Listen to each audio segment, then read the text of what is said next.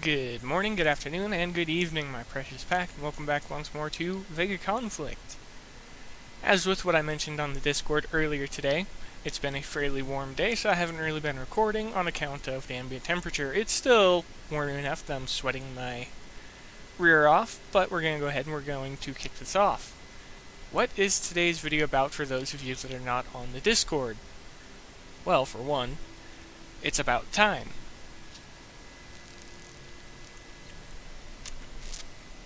More specifically, it's about time tokens. Now that we're seeing lower and lower build times, we don't really need all of the long build time tokens and stuff like that, and I don't want to see them gotten rid of because I actually have another way to encourage the player base to actively remain in the game.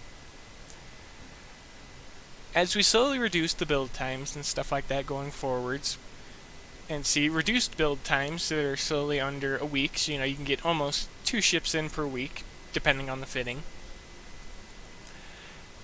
I thought about exactly what time tokens could be good for, as well as how they could be integrated into the game in a larger role than they currently have, but in a smaller, more refined role.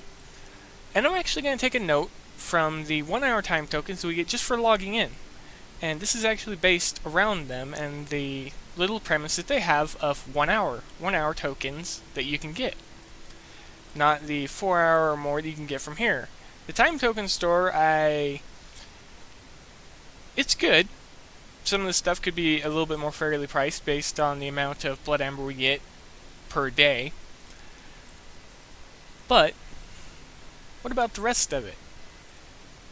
The idea that I thought of, or the little premise that I've thought of, it actually revolves around time tokens being phased out, as we have them currently, so nothing above a 1-hour time token would exist after this point.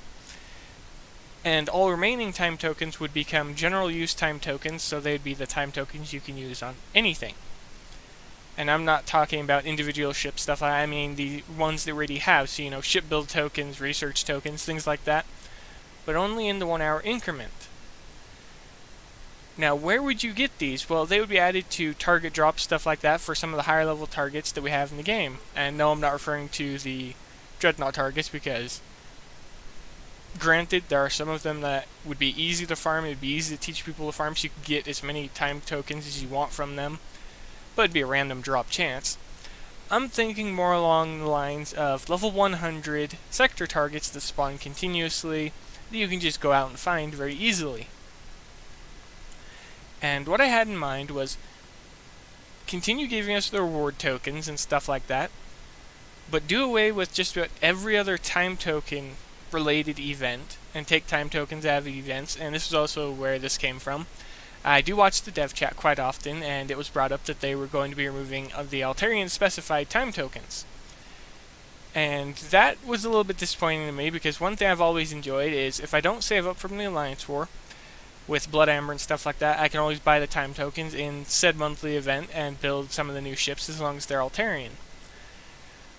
And this idea is actually inspired based on the removal of them in events going forwards, and is just a slight bit of encouragement for the players to play a little bit more actively and encourage the players to remain active for longer periods of time, instead of just racking up repairs and logging out, because that's what I do. That's basically all I do, because I just finished with another DDoS 110 target, and typically I'd just log out after this and I'd go do other stuff. I've got the project and space engineers, ARC, and stuff like that are currently being worked on.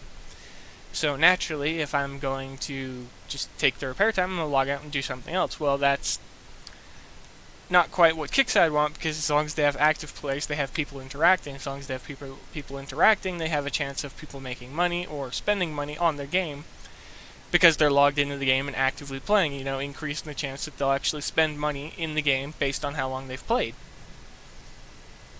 Bit of a shoddy thinking way there, but that is kind of how I see it. They most likely look at the player base as people that are, the longer they're active, the larger the chance that they'll spend to play the game further.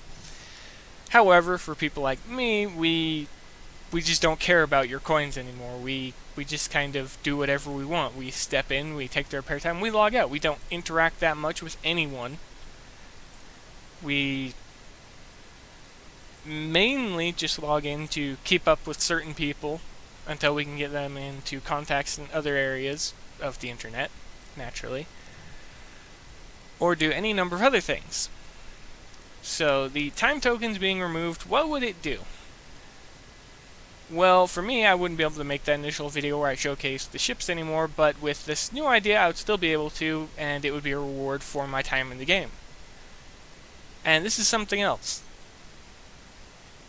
The time tokens wouldn't be just freely given out. You'd have to hit targets above a certain level, and then it would be a random drop chance for which time token you're going to get. So, it could be guaranteed that you can get one time token, but you don't know what one it's going to be. It could be a 1 hour repair, which everyone would love. It could be a 1 hour refit, a 1 hour build token, or a 1 hour research token, or possibly even a 1 hour crafting token. So you have 1 of 5 potential crafting credits, well, 1 of 5 potential time token credits, and you don't know what one you're going to get. Making a game of chance with them, however, it would be 1 per target, so it would just be an added bonus to hit the target to be able to collect the time tokens so you can play a little bit longer based on chance. Now, if the drop chances are messed up and you see repeating numbers, the one thing I would recommend for kick size is make it so that the player cannot receive the same prize 4 times in a row. So it would actually begin to cycle after they start hitting the targets. They may see one prize once, then they'll get the next one in the line. It'll just continue cycling through until they get into the point where they just begin cycling through, so they get everything at a certain point.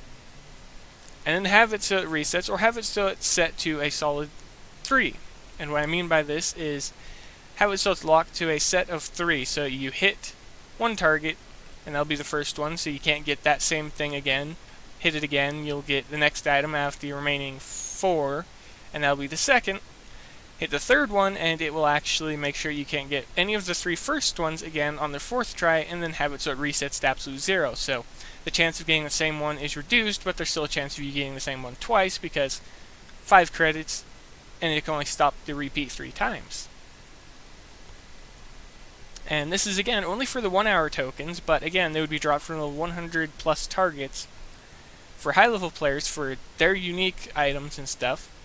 But I have thought of a few targets for the lower level players that they'd be able to as well to help them advance. However, the time tokens those ones would drop would be specifically ship build, ship refit, and the upgrade no wait, there's actually 7 modules. I completely forgot about the base modules. So there's 7 in total.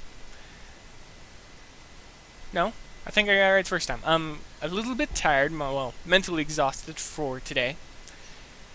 But regardless, the time token thing is just the maximum number of time tokens reduced by 3 or 2, depending on how often people see them, to make sure they don't get the same one again and again.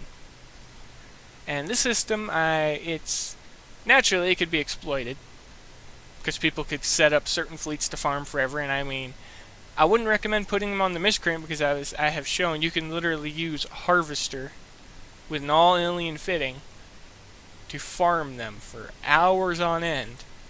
And in that time, it takes under 3 minutes for the fight. Well, 3 minutes 52 seconds.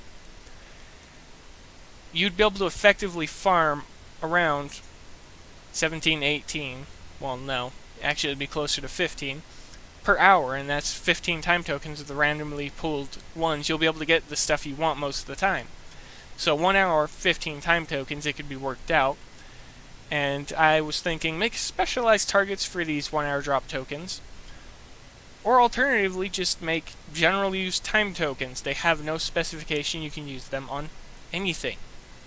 Research, ship production, refitting, upgrading the buildings, refitting the buildings, crafting, repair, just about anything. And make it so that the targets would be a slight mix of whatever faction they're supposed to represent. Or alternatively, you could look at it as, instead of doing away with the larger repair tokens, stuff like that, set it so that lower levels would get access to the 1 hour time token, tier 1 items. Higher level players would be able to get access to tier 2, 4 hour or so. And then 8 hour for the other players, or alternatively, something else I was thinking of, just make new time tokens and go 1 hour, 2 hour, 4 hour.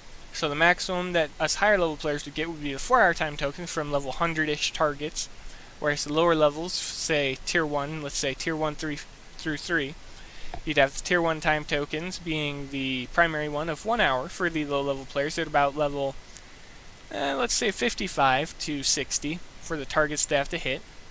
Next up would be between 75 to 80 or 85. And the final, which would be tier 3, where we'd get the 4 hour time tokens, would be level 100 targets. And again, all of these targets could be an amalgamation of the collective groups that represented levels that you could roughly get with those ships, or represent the tiers that the people would be expected to use against those certain targets. Just don't mix Pharmacon into any of the high level ones, make them a fleet all their own, or alternatively, make it so that the factions are fighting or something like that, and you just kind of get thrown in the middle of the mix.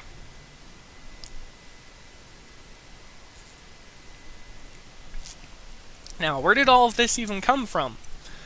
Well, it's actually because the amount of time that the player spends in the game is absurd. I started playing the game while I was still in school, and it was more time consuming than it needed to be just to be able to make small advancements, and I do mean small advancements. Because I mean, over the course of several months, I slowly moved into tier 5, and I basically jumped over tier 5 after I started building their stuff to tier 6 when the first ship came out, the Paladin. And I basically just jumped the gun. I only had a small handful of these Xeno ships. I basically skipped over their tier 2, using them as a quick stepping stone.